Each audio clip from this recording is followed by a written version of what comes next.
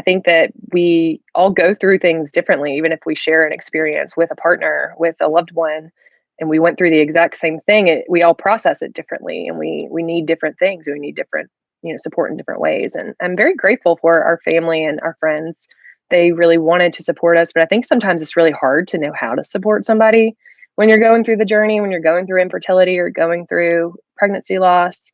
And for us, like, we just didn't know where we fit, because here we were at a fertility clinic week after week, month after month, with, surrounded by women who are just are hoping to see a positive pregnancy test. And for us, that, we've seen a bunch of positive pregnancy tests, but it was like Mhm. a unique form of infertility where Yes.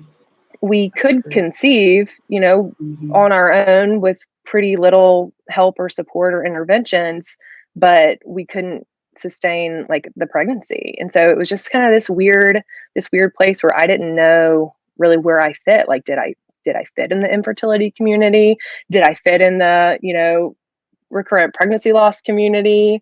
Because that, there's a lot less people, fortunately, in that community. I think it's 1 in 100 is the statistics for that, whereas infertility is 1 in 8. But I just didn't know, like, where I fit and where my story was. And so that was hard too, because you hear a lot when you go through pregnancy loss and recurrent pregnancy loss, even while you're trying to conceive and are seeking fertility treatments. You hear a lot of, well, at least you can get pregnant.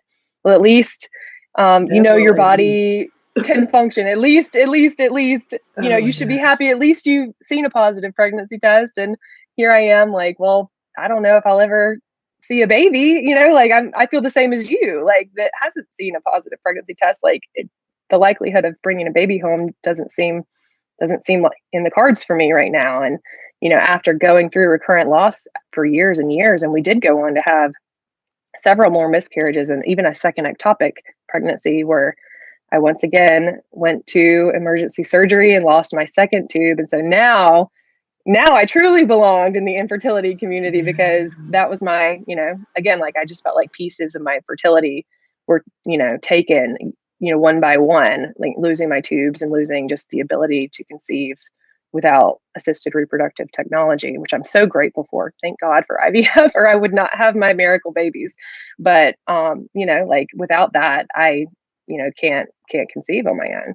And so that was just, another layer again of the grief and the trauma and the loss that we experienced. But that was a hard thing of just kind of determining where I fit, and not really feeling like my story looked like anybody else's stories that I was seeing at the time, or that I knew at the time when I was going through it.